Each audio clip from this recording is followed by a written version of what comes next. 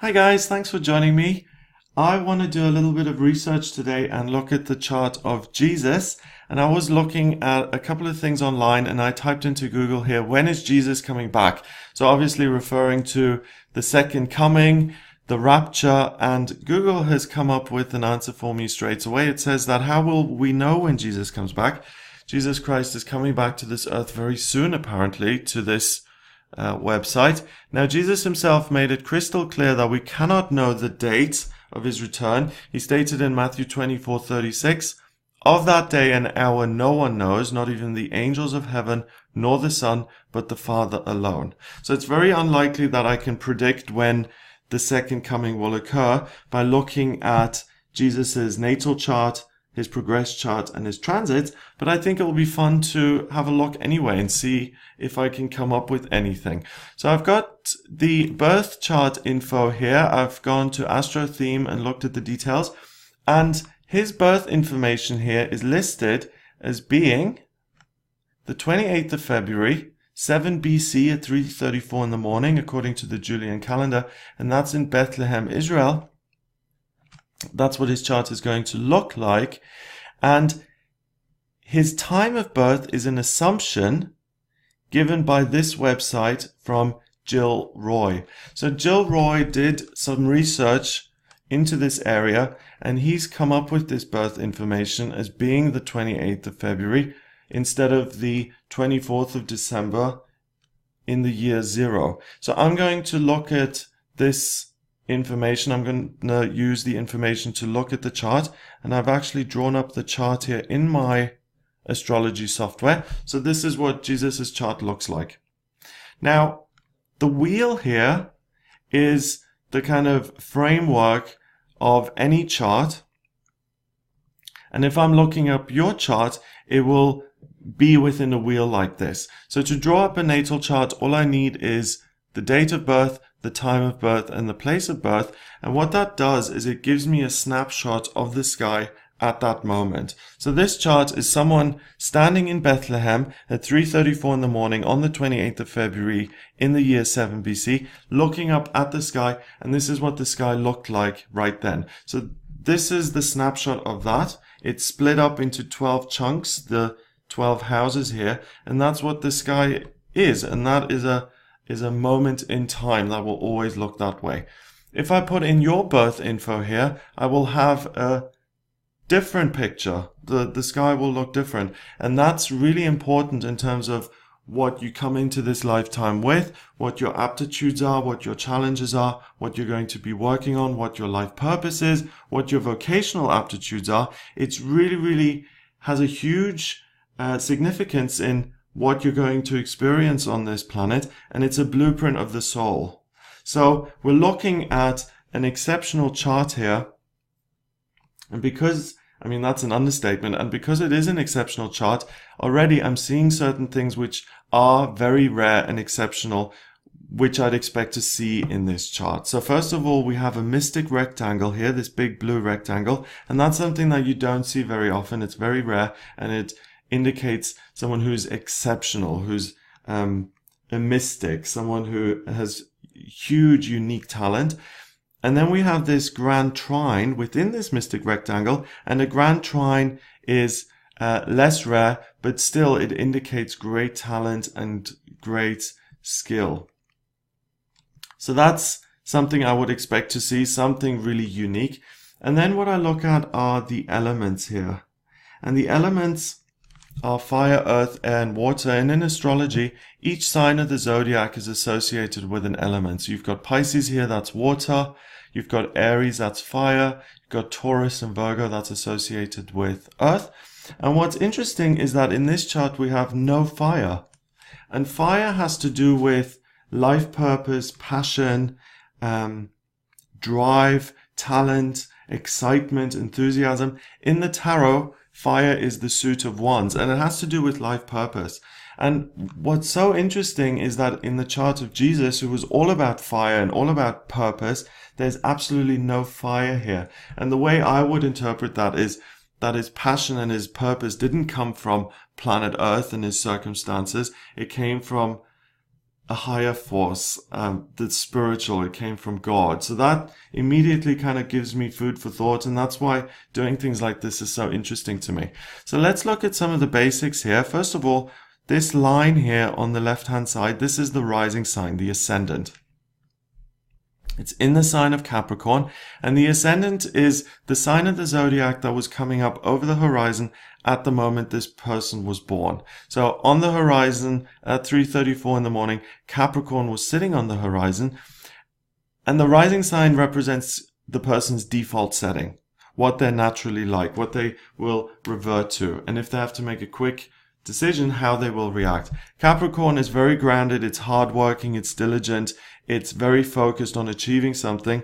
And certainly Jesus, being a carpenter by trade, someone who worked hard, someone who had a huge mission, a huge purpose. And by the way, all of the things, all of the examples here I'm going to mention are going to be understatements, because this is the Son of God. So when I say that this man had a huge purpose coming to planet Earth, that's an understatement. So just kind of bear that in mind while I'm doing this chart. Now, Capricorn is ruled by Saturn, which makes the chart ruler Saturn. And this whole chart, everything is influenced by the power of Saturn. Now, Saturn is this planet sitting in Pisces at 11 degrees in the second house. 11 degrees is the master number of service, and it's the master number I would associate with Jesus. It's doing things for other people. It's being of service to others and being completely selfless. Saturn is security and structure in Pisces. That security and structure coming from spiritual connection, realizing the truth, and the real security is in the connection with God, the higher power, and that's where he got his strength from. The sun is the center of the solar system. It is the most important heavenly body. And in astrology, it has similar importance. The sun is really the center of everything. It's the personality. It's what strengthens you. It's what identifies you.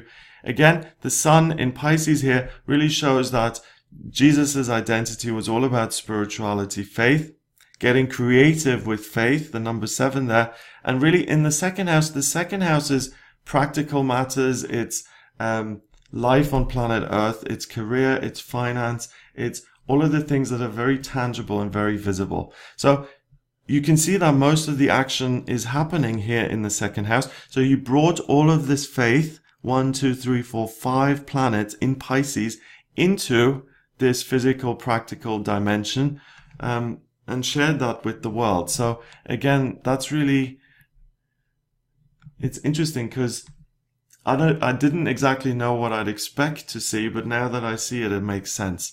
What else have we got? We've got the moon in Aquarius. The moon is what the person is nurtured by. It's what makes them feel comfortable. And the moon is in Aquarius here. So this person, Jesus, was nurtured by and got a sense of peace and fulfillment, and like he'd done the right thing by being of service to other people. Aquarius is the sign of the humanitarian, being there for others. So this is someone who felt a sense of fulfillment through teaching others, by being a humanitarian, by sharing spiritual principles. It's interesting, you wouldn't really think of Jesus as needing a sense of fulfillment or like a job well done, but that's what this says. We've got Uranus, that's the rebel. Again, rebellion around religion, spiritual principles, implementing new ideas. Jupiter is growth. In traditional astrology, it rules Pisces, so spirituality very much at ease, very much a part of the personality, and really something that is central to the personality and that structures it. Venus, the planet of love and beauty, also in Pisces, this desire, this love for spirit. Whichever way you roll it, whether he was the son of God or whether he was just a normal man who had become enlightened and found a love for spirit. Either way, that is really fitting and appropriate there. And then we've got the midheaven. The midheaven is an indicator of vocational aptitudes. With the midheaven in Scorpio, this is someone who's a healer. And we know by the miracles that certainly this is something Jesus did. And here we've got Neptune, the planet of dreams and aspirations, also in Scorpio, spiritual healing, faith healing. Now, the south node and the north node is interesting because that looks at past lives and reincarnation and purpose for this lifetime. So the midheaven is a great indicator of what that person is going to be good at when it comes to career and jobs and work. The south and north node has to do with life purpose and what you're trying to achieve. So sometimes the two are one and the same. So let's say a person is looking to be a teacher and to work with children in a working sense. That can be achieved and completed by that person working in a school, for instance. And sometimes the south and north node echo that and say this person is meant to be around children and have a family, and that's the way they're going to progress spiritually. And then it's the same. But other times, people will work as an IT specialist and their sole purpose will be to create a soulmate relationship with another person and to grow through that. So sometimes they're the same, sometimes they're different. In this case, we've got the person being a healer, a faith healer, spiritual healer. The south node indicates that Jesus had lived a past life before, that he had been to planet Earth before and had been a healer already. Now, when I read the Bible, I didn't read it, I listened to it as an audiobook actually.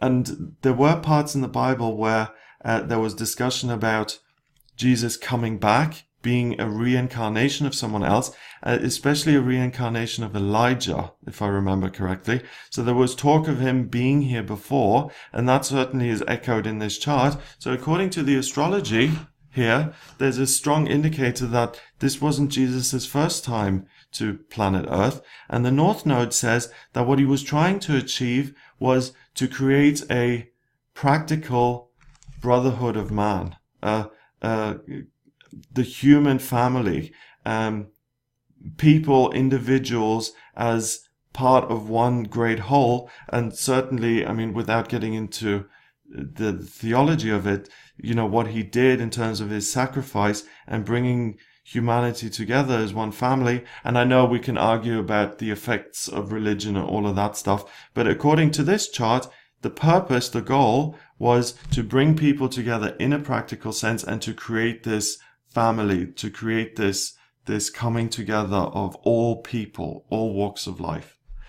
Black Moon Lilith is the part of the chart that is repressed and the part that is dark and that causes problems. Now, Jesus is said to be a perfect person, so this may or may not be relevant. If Jesus did repress anything, he would have repressed the urge or the sense to be self-focused and based on his own will, his own desires. Obviously, he did the will of the Lord when he discovered that he was going to be crucified, and he prayed and he said, God, do I really have to do this? Can I get out of this?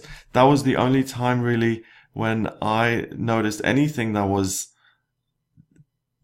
anything like kind of self-preservation. But then in the end, he got the message that he did have to go through it, and he did it. So he totally sacrificed himself, and he didn't do anything selfishly. I mean, he could have run away. He could have said, I'm not doing this.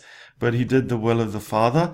And also the other thing that comes to mind with this here is that when he went into the temple and he flipped the tables and he says, you're not going to do business in this house of the Lord, that was anger, that was willfulness. But really, Jesus as a perfect person or as an individual, you certainly wouldn't label him as a narcissist or being selfish. You'd be much more focused on the selflessness, the acts of healing, the miracles, the faith, the spirituality, all of that stuff. Okay, so I could go on forever with this chart. I could really look at Mercury in detail, look at these two up here in the 8th house. I just want to focus on the, and also I could look at the mystic rectangle, which really combines all of these different factors, all of these different gifts, and brings them together in a way that works very well, and one gift and talent flows into the next. When you have a grand cross in the chart, so 4 squares, so I'm getting a bit technical here. A trine is an angle when 2 planets, so we've got Pluto and the North Node here, they are 120 degrees apart, and that's this blue line, okay? You can also have a square, which is this line, which means that two planets, the North Node and Mercury in this case, are 90 degrees apart. You can have a grand cross, you can have a square, a square, a square, and a square, and that creates this big red square in the sky, and that can create someone who's very energized, but who kind of becomes overwhelmed and can't integrate all of their talents and skills together. That is the opposite of this, the mystic rectangle, where there are different gifts and skills that all flow nicely into each other. But I want to focus here on the grand trine, which is these three trines creating this big blue triangle. And that's an area of talent. And in the case of Jesus, we've got the rising sign in Capricorn combining with Pluto in Virgo and the North Node in Taurus. So it was Jesus's gift to take the unmanifest and to make it practical and to bring it into planet Earth, and through his own power to transform spirituality and faith, create a whole new religion, and to create this whole new family of people, how they interact, treat, do unto your neighbor as you would treat yourself. All of these things that he did, the transformation of spiritual beliefs, the way people connected with the higher power, faith, all of that stuff, the teachings, that was done through his personal power, and he could create that in the physical, manifest, earthly world. And that is the gift here. Again, understatement of the century, but that in the astrology is captured. So let's have a look at the progress chart and the transits now, to look at what potentially could be coming up in future. And again, remember that I'm looking at the future now based on Jesus's past incarnation and also on this birth information that I've chosen to use. If I had chosen the 24th of December, it would look totally different. So this inner wheel, we have the birth chart, what I've just been looking at, that's in here.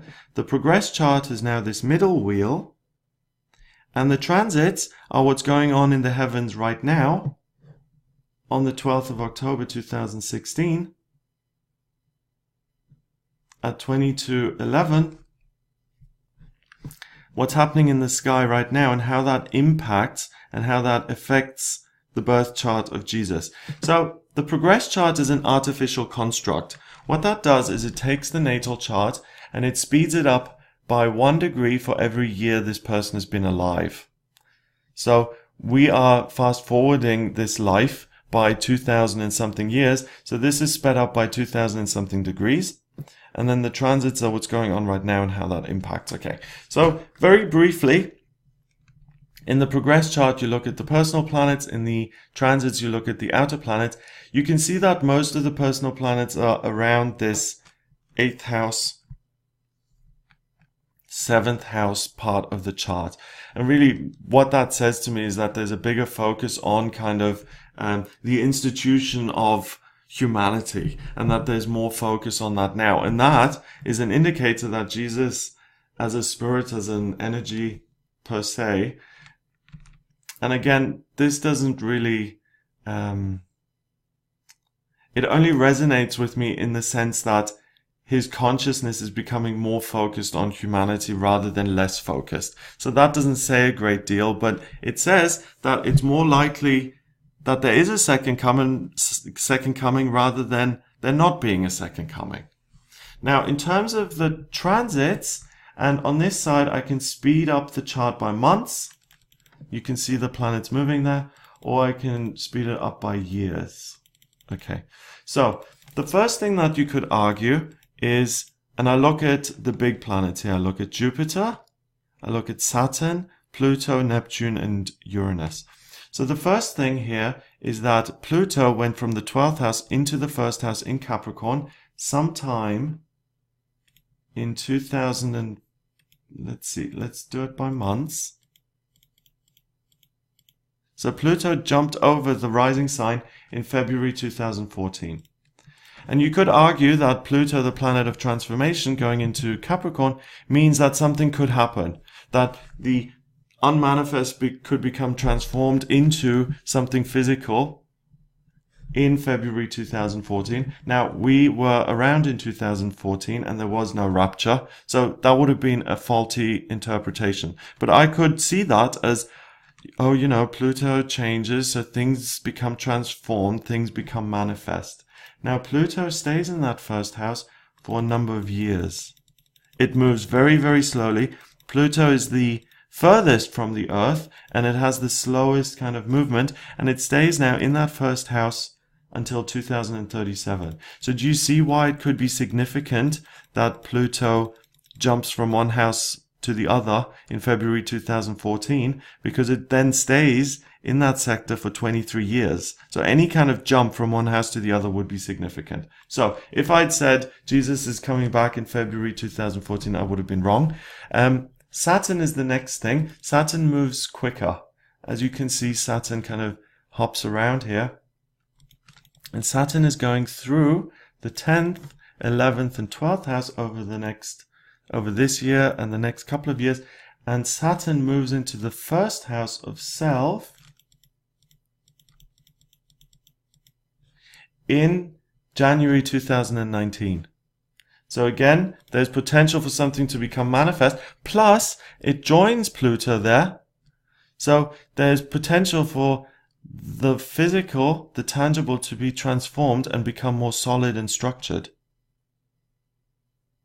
Jupiter is not going to be so relevant here because it moves very quickly. And Jupiter is growth and good luck and good fortune, and you can see it zips around the chart. This is the quickest of the outer planets, and I would say the only time it's really relevant here for what I'm looking at is when it joins these other big players here. And it does that in April 2020 when it joins Pluto and Saturn and the personal planet Mars in the first house. Now, the Jupiter-Saturn connection, these two joining each other, that's quite rare. That happens once every 20 years. It's called the Grand Conjunction. But with Pluto on top of them, that's even more rare. So there's something significant going on here in 2020 with these three coming together, and there's real potential for something big to change. You know, looking beyond this kind of video of Jesus and the second coming, whether Jesus comes or not, in April 2020, there will be a huge shift to the ways we work, to the way we interact and communicate as a human family, as individuals, as the globe. And that is going to have a huge impact. I need to make a video on this by itself in earnest, because that's going to be a huge event. And, I mean, if we're looking at this, it could very well be that this is when it happens, because something big is certainly going to happen. Now, we've got Neptune in the second. Neptune is dream and aspiration. The second is the real world. And Neptune sits in that sector until... there we go. It moves over. Until May 2024. So Neptune would argue that nothing is going to materialize until 2024. That kind of puts a line through that big, great conjunction here, including Pluto, because it says everything is going to be dreamlike and nebulous in this sense until 2024. So forget it until then. And then finally, we've got Uranus in the fourth here,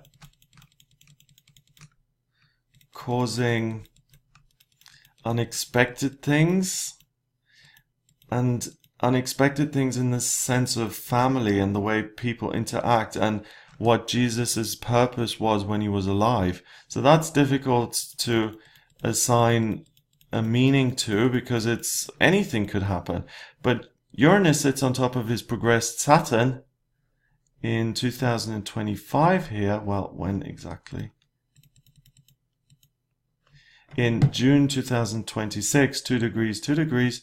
That could be significant, although personally it doesn't really speak to me that much. Let's move up a couple of years. Let's zoom ahead now into the 30s. Still got Pluto there in the 1st. Got Saturn in the 5th now. Jupiter in the 10th. So we've got Neptune in the 3rd. That's more promising than when it was in the 2nd, because it's now in Aries and things being communicated possibly. So that 2020 is significant. Now it doesn't really strike me as particularly tumultuous or momentous. Let's go even further into the future, 2036, 37. We've got Pluto in the 2nd. Okay, so Pluto goes into the 2nd here in March 2036. So something significant can really change in the way we operate here on planet Earth in March 2036. But again, can I really say that's when it's going to happen just based on that? Absolutely not. So you can see how this process works. It's by combining different energies and looking at what the potentials are, comparing it with different planets, looking at all the different angles, and then kind of allowing the intuition to come in and allowing the intuition to kind of say, okay, this is something that really resonates. And so it's kind of a science and an art, because you're using your own intuition and the science of astrology here. But in this case, going back to this, of that day and hour no one knows, not even the angels of heaven nor the Son, but the Father alone. It's very unlikely that my intuition is going to offer up the information of when this is happening, because no one's going to know this. So I can tune in all I want. It's very unlikely that I'll get the answer. So let's see what happens. 2020, whether this happens or not, something really significant is going to change in the way we operate, especially as human beings in a working sense, and how we work here on planet Earth and how we make things happen. So whether we discover, a renewable source of fuel, or we discover a way of communicating with each other that is totally integrated. So for instance, in 2020, if they come up with a chip that we all get implanted with at birth, that immediately and always connects us to the internet, and we start communicating telepathically through this global internet or whatever it is, something big like that is really going to shift the way we operate significantly. That grand conjunction happened in 1981, and that's when computers and mobile phones and all of that came around, and that really, really fundamentally changed the way we communicated. So something big is happening in 2020. So no, I'm not making a prediction that the world is going to end and that Jesus is going to take over, but I am saying that something big is likely to happen then. Yeah, I think I will make a separate video on that and see what the potential options are, but I hope this has given you an insight into how the charts work, what all of this looks like, and the way kind of meaning is assigned to different things happening via the planets, the signs, and the houses. Thanks for watching. Have a wonderful week, and I will speak to you here on the channel for the daily tarot readings that I do, the weekly horoscopes that I do, the monthly horoscopes for each sign of the zodiac, and all the other little videos that I do, just like this video. Have a wonderful week, and I'll speak to you soon.